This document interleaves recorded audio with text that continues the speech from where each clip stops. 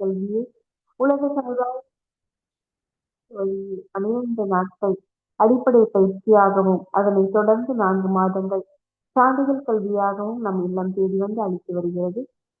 இந்த சிறப்பான செய்தியினை நமது உறவுகளிடமும், நட்புகளிடமும் பகிர்ந்து அனைவரும் உடல்நலத்துடன் ஆரோக்கியமாக, அமைதியாக வாழ நம்மாலான சிறு உதவினை செய்வோம். மகரிஷியின் கனவாம் உலக அமைதிக்கு நம்மால் இயன்ற சிறு தொண்டினை செய்து குருவின் கனவினை நனவாக்குவோம். மேலும் விவரங்களுக்கு kundaliniyoga.edu.in என்ற இணையதளத்திற்கு செல்லவும். வாழ்க வளமுடன். தவத்தினை தொடர்ந்து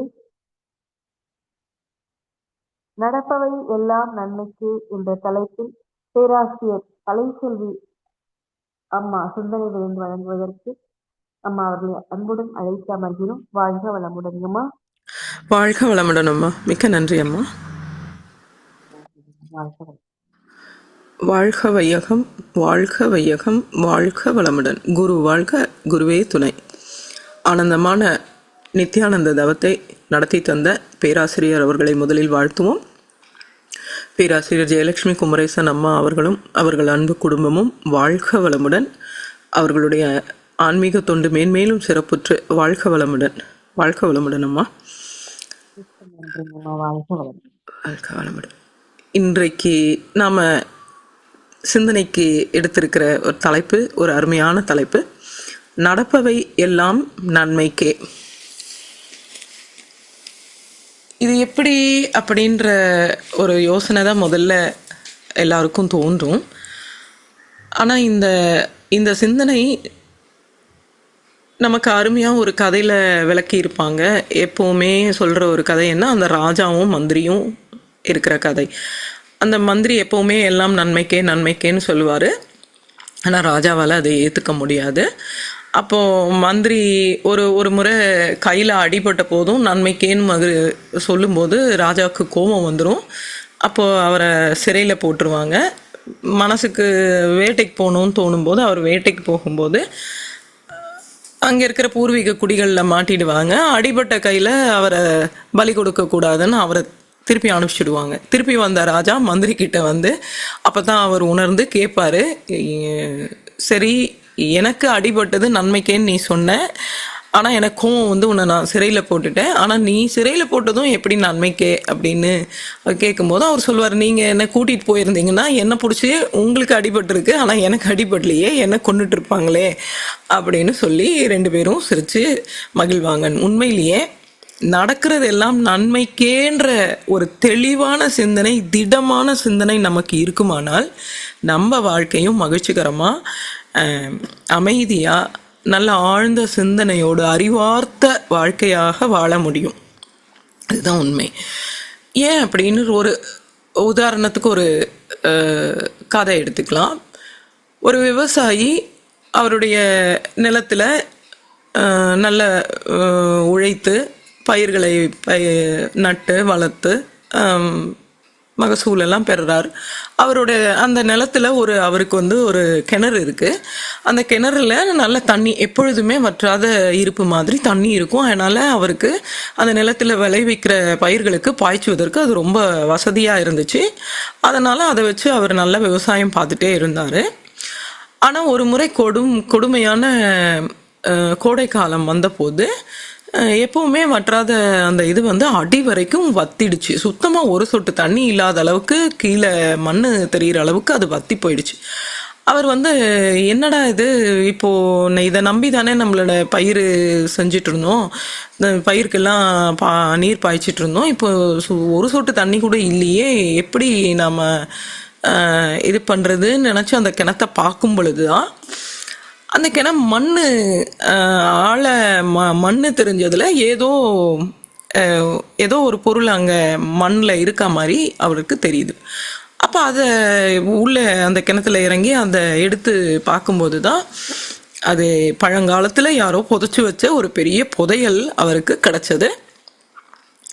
அதை எடுக்கும் பொழுது அவருக்கு அந்த விளைச்சலில் வர்ற பங்கை விட அவருடைய வாழ்க்கையை புரட்டி போடுற அளவுக்கு, மாற்ற அளவுக்கு கூடிய செல்வம் அந்த புதையல்ல அவருக்கு கிடைச்சது. இது ஒரு சின்ன கதை தான்.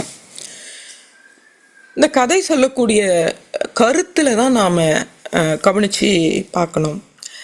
ஏன்னா நாம் எப்பொழுதுமே நடக்கிறதுல நாம் ஒரு மாயையில் இருக்கோம். நாம் தான் நடத்துகிறோம், நமக்கு இப்படி நடந்துருச்சே, ஐயோ நாம் எதிர்பார்த்தது நடக்கலையே, இந்த மாதிரி ஏதோ ஒரு சிக்கலில் நாம் இருக்கும் பொழுது அது அடுத்து வரக்கூடிய சந்தர்ப்பத்தையோ அல்லது அடுத்து வரக்கூடியதை நாமளே தடுக்கிற மாதிரி ஆயிடுது. இப்போ இந்த விவசாய கதையிலேயே நாம் இப்போ இந்த விவசாயி அவர் அழுதார். முதல்ல தண்ணி இல்லை, தண்ணி வத்திடுச்சே, நான் எப்படி விவசாயம் பார்ப்பேன்னு அழுதாரு. அதோட அவர் முடங்கிடலை. முடங்கி இருந்தாருன்னா அவரால் அந்த அடுத்து அந்த மண்ணில் இருந்த அந்த புதையலை பார்த்தே இருக்க முடியாது. அவருடைய வாழ்க்கையே நாசமாயிடுச்சுன்னு நினச்சி வேற ஒரு முடிவுகளுக்கு தான் அவர் போயிருப்பார். ஒரு கடன் வாங்கியிருப்பாரோ இல்லை வேற ஏதாவது அந்த நிலத்தையே வித்துடலாமா, இதை வச்சு என்ன பண்ணுறது இனிமே அப்படின்ற நிலைமைக்கு கூட போயிருக்கலாம், சொல்ல முடியாது. அப்போது நாம் எப்பொழுதுமே நடப்பதெல்லாம் நன்மைக்கு தான், ஏதோ ஒரு நன்மைக்கு தான் இந்த நிகழ்வு இப்படி நடந்திருக்கு அப்படின்ற ஒவ்வொரு வினாடியும் நாம் நினைக்க ஆரம்பித்தோம்னா அந்த இறைநிலையோட கூடவே நாம் பயணிக்கிற ஒரு பாதுகாப்பை நம்மளால் உணர முடியும். ஏன்னா இறைநிலை எங்குமே நீக்கமர நிறைந்து கிடப்பது. ஒரு துளி இடத்துல கூட அது சந்தேகம்னு சொல்லுவாங்க, அந்த சந்தேகமே இல்லாத அளவுக்கு நீக்கமர நிறைந்திருப்பது இறைநிலை. அப்போ நம்ம மனதால் நாம் நமக்கே தடை போடாமல் இருக்கிறது தான் நம்மளுடைய வாழ்க்கையை சிறப்பாக அமைக்கிறதுக்கு உதவியாக இருக்கும். முற்காலத்தில் இந்த ஞானத்தை எல்லாம் இந்த தெளிவை எல்லாம் பெறாத மக்கள் நிறைஞ்சு இருந்தாங்க. அப்போ அவங்களுக்கு பக்தி மூலமாக இதை சொல்லிக்கிட்டே இருந்தாங்க. பக்தியில் நமக்கு எத்தனை இறைவனோட நாமத்தை சொல்லு, நாமத்தை சொன்னாவே பனி போல உன்னுடைய துன்பங்கள் எல்லாம் துக்கங்கள் எல்லாம் மறைஞ்சிடும், அபூர்வங்கள் நடத்தும், கடவுளை நம்புனா எந்த அளவுக்கு நீ நம்புறியோ அந்த அளவுக்கு உனக்கு நன்மை நடக்கும், இப்படி தானே நமக்கு சொல்லியிருக்காங்க. ஆண்டாள் அம்மா பாடுற பாட்டுலேயும் என்ன சொல்லியிருக்காங்க, தீனில் தூசு போல உன்னுடைய பாவமெல்லாம் போயிடும், அந்த பெருமாளின் நாமத்தை நீ சொன்னினாவே உன்னுடைய துக்கங்கள் தீவினை எல்லாமே ஒரு தூசி போல, நெருப்பில் போட்ட தூசி போல காணாமல் போயிடும் அப்படின்னு பெருமாளை பாடுறவங்கள அவங்க சொல்லியிருக்காங்க. சிவனுக்கும் அப்படித்தான் சொல்றாங்க, சிவனுக்கு பாடுறதும் அப்படித்தான் சொல்றாங்க, முருகருக்கு பாடுறதும் அப்படி சொல்றாங்க. முருகர் எப்பேற்பட்டவர், தேவாதி தேவர்களெல்லாம் காப்பாத்தின சூரர், அசுரர்களை எல்லாம் அழித்தவர். அவரை நீ நம்பினா அவனுடைய வேலும் மயிலும் உனக்கு எப்பவும் துணையா இருக்கும், உன்னுடைய கஷ்டங்கள் எல்லாம் தீரும். உனக்கு எந்த இது இருந்தாலும் நீ முருகன் கிட்ட நீ வேண்டினா இஷ்ட தெய்வத்தை, ஏதோ ஒரு தெய்வம், முருகன்ற பேரோ ஈசன்ற பேர்லையோ பெருமாள்ன்ற பேர்லையோ நம்ம நம்பிக்கை எதை வச்சு, நம்ம மனசை வச்சுதான், மனசை தான் ஏற்படுத்தினாங்க, மனசை திடப்படுத்தினாங்க. இறைவன் என்ற பரம்பொருளை, பெரும்பொருளை, எல்லாம் வல்ல ஒரு இயற்கை ஆற்றலை நீ நினைத்து பற்றி கொண்டினா எல்லா துக்கமும் நடக்கிறதெல்லாம் உனக்கு நன்மையாக தான் இருக்கும். எது நடந்தாலும் அந்த இதிலிருந்து உன்னால் மாற முடியும், எழுந்து வர முடியும்.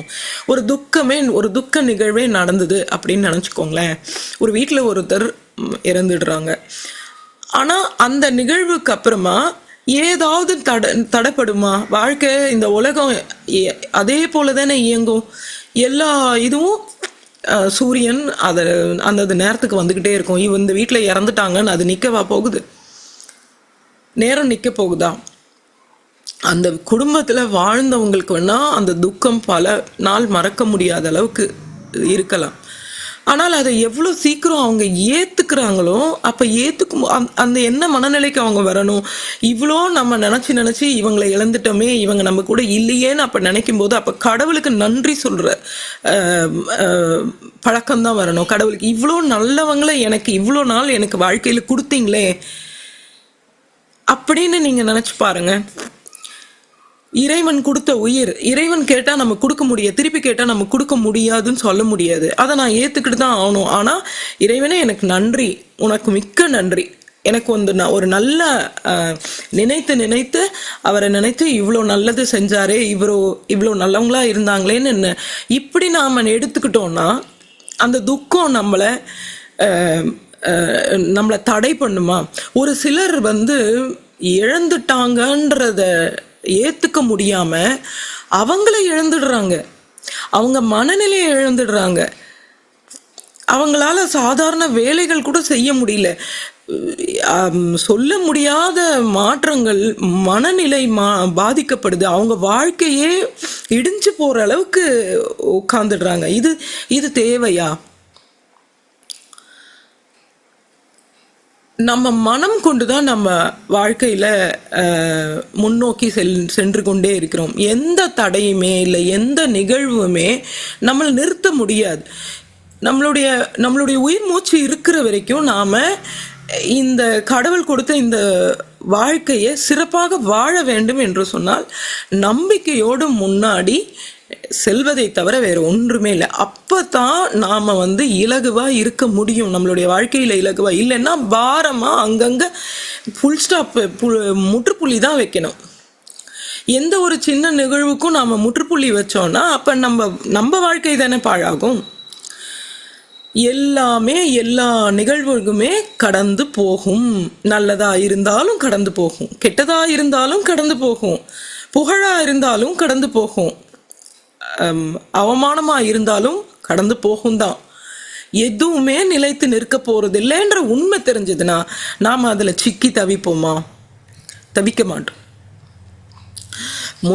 முற்காலத்துல அது புரியலன்றதுனால பக்தி வழியில இறைவனை நாமத்தை பாடு அப்படின்னு சொன்னாங்க. அவன் மேல நம்பிக்கை வை, எல்லாம் கடந்து போகும், இறைவன் சரி செய்வார் அப்படின்னு சொன்னாங்க.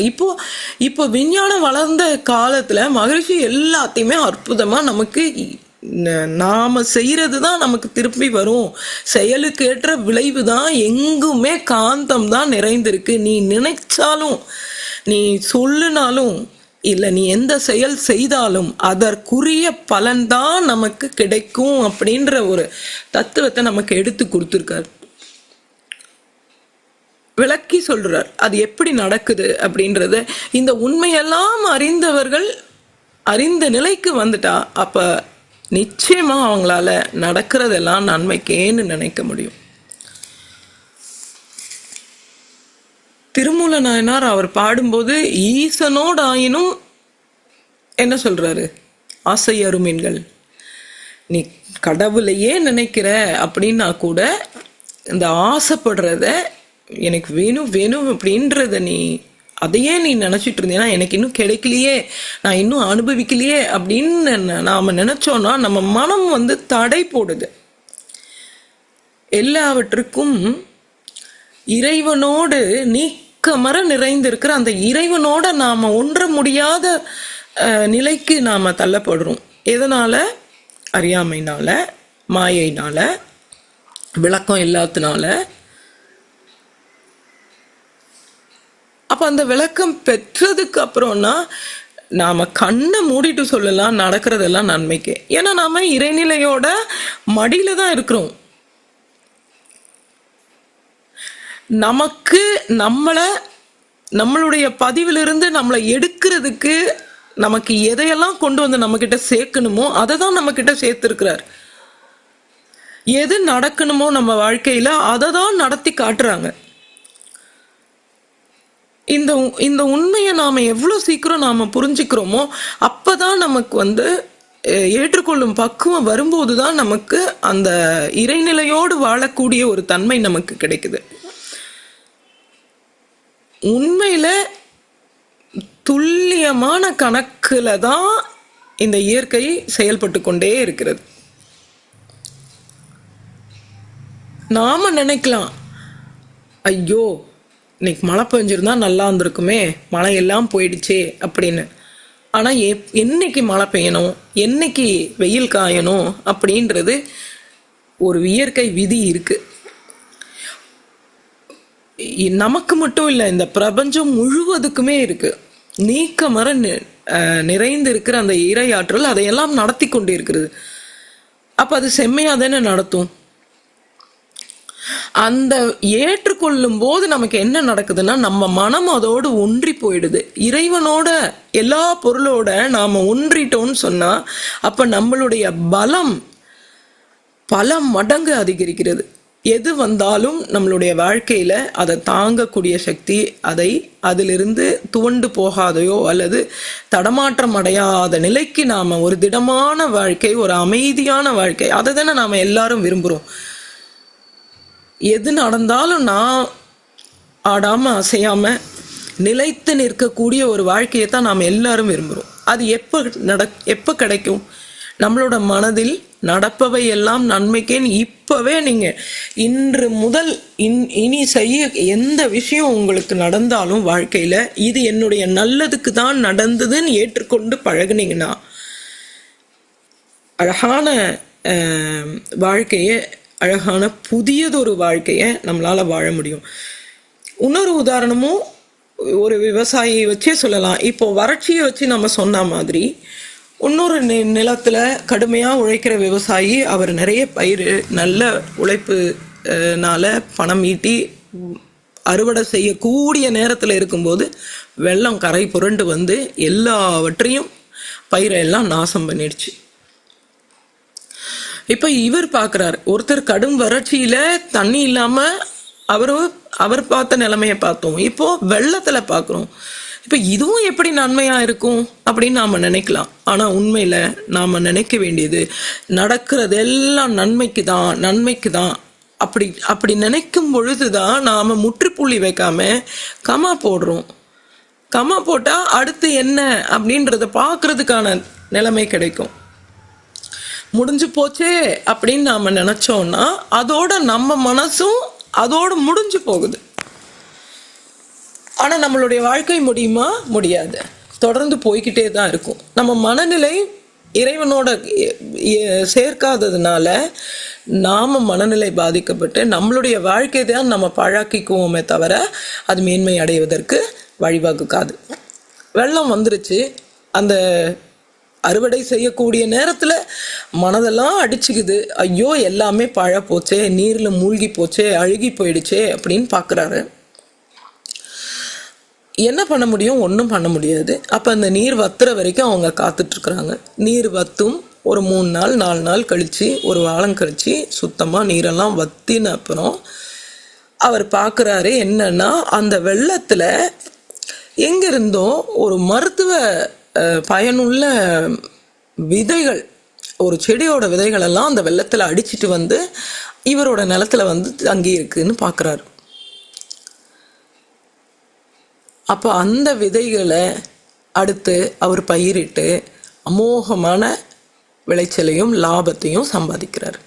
அவருடைய வாழ்க்கை எதுவும் கடந்து போகும்ன்ற மாதிரி இதுவும் நன்மைக்கு தான். அவர் அப்படி எடுத்துக்கிட்டதுனால தான் இதை பார்க்க முடிஞ்சது. இல்லைன்னா பார்க்க முடியாது. நாம ஒவ்வொரு நிகழ்வுலையும், நம்மளுடைய வாழ்க்கையில நடக்கக்கூடிய ஒவ்வொரு நிகழ்வுலையும் மனதை விட்டுட்டோன்னு சொன்னாதான் நாம தோத்துருவோம்.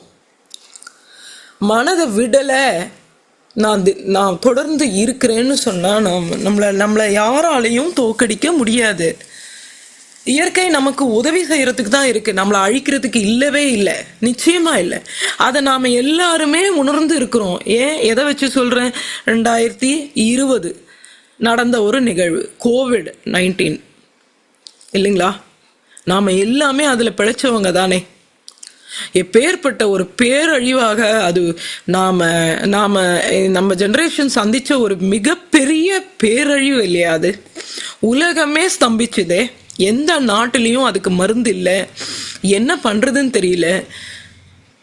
படு வேகமா மாதங்கள்ல, அது டிசம்பர்ல தான் அதை டிக்ளேர் பண்றாங்க. ஆனா மார்ச் மாசத்திலேயே உலகத்தையே ஒரு வண்டி ஓடல, ஒருத்தரும் வெளியே வரக்கூடாது, லாக்டவுன்ன்ற ஒரு பேரை போட்டு உலகத்தையே ஸ்தம்பித்து வச்சாங்க. அதை பிழைச்சு தாண்டி தானே நம்ம வந்திருக்கோம். எத்தனை உயிர்களை நாம அதுல இழந்தோம். நம்ம கூட பயணிக்கிறதுல நிறைய பேர் இல்லை. கோவிடோட முடிஞ்சு போச்சு. நம்ம வீட்டுல மட்டுமா, நம்ம நாட்டுல மட்டுமா, உலகம் பூரா நிகழ்ந்தது இந்த சம்பவம். ஆனால் இப்பவும் நடந்துகிட்டே இருக்கு. அது எத்தனை ஆம், மேன்மைகளை வெளியில கொண்டு வந்து காமிச்சது. ஒரு பேரழிவு தான், ஒரு பேரு இதுதான். ஆனா அது அது கொண்டு வந்தனால இப்போ நம்மளுடைய வாழ்க்கை 6 வருடங்கள் கடந்து விட்டது. அந்த பேரழிவிலிருந்து 6 வருடங்கள் கடந்து விட்டது. இப்போ நம்மளுடைய வாழ்க்கை மேன்மை அடைந்திருக்குதுன்னு நினைக்கிறோமா, கீழ்மை அடைந்திருக்குதா? வீட்டிலிருந்தே சம்பாதிக்க முடியுது, வீட்டிலிருந்து வேலை செய்வதை கற்றுக்கொண்டார்கள். இந்த இன்டர்நெட் மூலமா இப்ப நம்ம பேசிட்டு இருக்கிறோமே, நான் இடத்துல இருந்து பேசிட்டு இருக்கிறேன், கேட்கறவங்க எங்க இருந்து பேசுறோம், இதெல்லாம் வளர்ந்தது அந்த கோவிட்ல தானே. எத்தனை பேர் சுயமா சம்பாதிக்கிறவங்க, இல்ல நிறைய விஷயங்கள் தெரிஞ்சுக்கணும்னு நினைக்கிறவங்க எல்லாம் இப்ப இந்த இன்டர்நெட் மூலயமா நாம கத்துக்கிறோமா இல்லையா? வீட்டு வசதியிலேயே இருந்து எங்கேயும் புறப்பட்டு போய் கஷ்டப்பட்டு அந்த இடத்துக்கு போய் கண்டுபிடிக்கணும்னு இல்லவே இல்லை. எல்லாத்தையுமே நம்ம கையில இருக்கிற இந்த கருவியில, வீட்டில் இருக்கிற ஒரு கருவி மூலயமா, இன்டர்நெட் மூலயமா நாமளே தொழிலும் செய்யறாங்க, மேன்மை அடைகிறாங்க, கோடியா சம்பாதிக்கிறாங்க. அப்ப கோவிட் வந்த போது சாப்பாட்டுக்கு வழி இல்லாம, சம்பாதிக்க வழி இல்லாம குடும்பமா இறந்தாங்க. ஆனா அதை ஏத்துக்கிட்டு வாழ்ந்தவங்க, இதுல இருந்து நாம என்ன கத்துக்கலாம், எல்லாம் நன்மைக்கேன்னு நினைச்சவங்களால உட்கார்ந்த இடத்துல இருந்து இப்ப கோடியா சம்பாதிக்கிற வழியையும் கண்டுபிடிச்சிருக்காங்க. அதே கோவிட் தான் கண்டுபிடிச்சு வச்சிருக்கு. அதே கோவிட்னாலதான் இந்த வழி கண்டுபிடிச்சாங்க. ஏதோ ஒரு புத்தகத்துல ஒரு படித்த ஒரு கருத்தை உங்ககிட்ட நான் தெரிஞ்சுக்க விரும்புறேன், பகிர்ந்துக்க விரும்புறேன். நம்மளுடைய உடல்ல 7 ஆதாரங்கள் இருக்கு இல்லையா? ஒவ்வொரு ஆதாரங்களுக்கும் ஒரு தனித்துவமான ஒரு ரிசப்ஷன் அப்படின்னு சொல்லுவாங்க, அதாவது ஏற்பு திறன் அப்படின்றது இருக்குன்னு சொல்றாங்க. நமக்கு என்ன தெரியும்னா, ஒவ்வொரு ஆதாரத்துக்கும் ஒரு நிறம் இருக்கு, ஒரு குறிப்பிட்ட இதழ் இருக்கு, இது இந்த இடத்துல இருக்கக்கூடிய ஹார்மோன்ஸை தூண்டுது, அந்த இடத்துல இருக்கக்கூடிய உறுப்புகளை தூண்டுது, ஆற்றல் கொடுக்குது அப்படின்னு எல்லாம் நாம கேள்விப்பட்டிருக்கோம். இது ஒரு புதுவிதமான ஒரு கருத்தாக எனக்கு பட்டது. மூலாதாரம் அப்படின்றதுக்கு நம்ம உயிர் வாழ்தலுக்கே ஆதாரமா இருக்கக்கூடிய இடம் மூலாதாரம் அப்படின்னு சொல்றாங்க. சுவாதிஷ்டானம் அப்படின்றது நாம மகிழ்ச்சி, பிளஷர் அப்படின்னு சொல்றாங்க இல்லையா, அதற்குரிய ஸ்தானமாக, ஆதாரமாக சுவாதிஷ்டானத்தை சொல்றாங்க. மணிப்பூரகம் அப்படின்றது மன உறுதி, நல்ல ஒரு திடமான நம்பிக்கைக்கு, மன உறுதிக்கு காரணமான இடமாக மணிப்பூரகம் அப்படின்றது. அந்த புத்தகத்துல இருந்த கருத்தை நான் பகிர்ந்துக்கிறேன், நாம நினைச்சு பார்க்கலாம், அவ்வளவுதான். அநாகதம் அப்படின்ற ஆதாரத்துக்கு அன்பு அப்படின்ற ஒரு விஷயத்த சொல்றாங்க. இந்த ஆதாரத்துல அன்பு அப்படின்றது மிகுதியாக உற்பத்தி ஆகிறது, நம்முள்ள இருந்து அன்பு பெருகுவதற்கு இந்த அநாகதம் இடமாக அமைகிறது அப்படின்னு சொல்றாங்க. விசுக்தி அப்படின்னு சொல்லும்போது உண்மை, ட்ரூத் அப்படின்னு. இது சில பேர் கவனிச்சிருக்கீங்களா? நான் சத்தியமா சொல்றேன்ப்பா அப்படின்னு இந்த தொண்டையை தொடுவாங்க இல்லைங்களா? அந்த ஆதாரம் விசுக்தி ஆதாரம் உண்மை அப்படின்ற ஒரு இடத்துக்கு ஸ்தானமா இருக்கு அப்படின்னு சொல்றாங்க. ஆகினை அப்படின்றது நுண்ணறிவு. ஆமா, நமக்கு தவம் படிக்கும்போது ஆகினை தவத்திலேயே நமக்கு சொன்னாங்க, ஆழ்ந்து சிந்திக்கக்கூடிய, ஓர் பொருளை நுணுகி அருக கூடிய நுண்ணறிவு, நுண்மான் நுழைப்புலன் அறிவெல்லாம் வளரும் அப்படின்னு சொன்னாங்க. ஸோ ஆகினையில ஆதாரத்துல நுண்ணறிவு வளருது அப்படின்னு சொல்றாங்க. துரியம் அப்படின்ற இடத்துல வெளியோட ஆற்றல், அதாவது காஸ்மிக் எனர்ஜி, வான்காந்தத்துல இருந்து வர்ற ஆற்றல், இறைவன் கிட்ட இருந்து வர ஆற்றல்னு வச்சுக்கலாம். அது நம்மளுக்கு நுழைவாயில், நம்ம துரியம் அப்படின்றது அப்படின்னு சொல்றாங்க. இப்ப நினைச்சு பாருங்க, இந்த 7 ஆதாரமும் எல்லாருக்கும் இருக்குதானே? எல்லாருக்கும் அப்ப இது எல்லாமே கிடைக்கணும் தானே? உயிர் வாழறதுக்கான வசதிகள் என்ன அப்படின்றது எல்லாருக்கும் தெரிஞ்சிருக்கணும். மகிழ்ச்சியா இருக்கிறதுக்கான சுவாதிஷ்டானம் எல்லாருக்கும் இருக்கு. மன உறுதி இருக்கணும், அன்பு இருக்கணும், உண்மையா இருக்கணும், நுண்ணறிவு இருக்கணும், இந்த ஆற்றலை பெறக்கூடிய துரியம் என்ற எல்லா ஆதாரமும் எல்லார்கிட்டையும் இருக்குல்ல. அப்ப எல்லாருக்கும் கிடைச்சிருக்கணுமா இல்லையா? ஏன் கிடைக்கல, ஏன் வித்தியாசப்படுறாங்க அப்படின்றதுக்கு அவங்க காரணம் சொல்றாங்க. இது எல்லாமே சில பல காரணங்களால் அடைக்கப்பட்டிருக்குது அப்படின்னு சொல்றாங்க. என்னென்ன காரணத்தினால இது அடையுதான் தெரியுமா? மூலாதாரம் அப்படின்றது நாம பயப்படுறோம் இல்லைங்களா? ஐயோ ஏதாவது நகழ்ந்துடுமோ, நாளைக்கு விடிகிற பொழுது நல்லா விடியுமா அப்படின்ற ஒரு சந்தேகம், அல்லது ஏதோ நடக்கக்கூடாது நடந்துருமோ அப்படின்ற ஒரு பயம் உணர்வு இருந்துச்சுன்னா மூலாதாரம் அடைக்கப்பட்டு விடுமா. அப்போ அவங்களுக்கு உயிர் வாழறதுக்கான வழி தெரியறதுக்கு வாய்ப்பில்லை. அடுத்து சுவாதிஷ்டானத்துக்கு என்ன சொல்றாங்கன்னா, கில்ட் அப்படின்ற குற்ற உணர்வு. யாருக்கு குற்ற உணர்வு இருக்கோ அவங்களுக்கு அந்த சுவாதிஷ்டானம் அடைபட்டு இருக்கும். அப்ப சுவாதிஷ்டானத்தோட குணம் என்ன? மகிழ்ச்சியா இருக்கக்கூடியது. மகிழ்ச்சியா அவங்களால இருக்க முடியாது. குற்ற உணர்வு இருக்கிறவங்களுக்கு எப்படி மகிழ்ச்சி வருவதற்கு வாய்ப்பே இல்லை. அடுத்தது அவமானம்.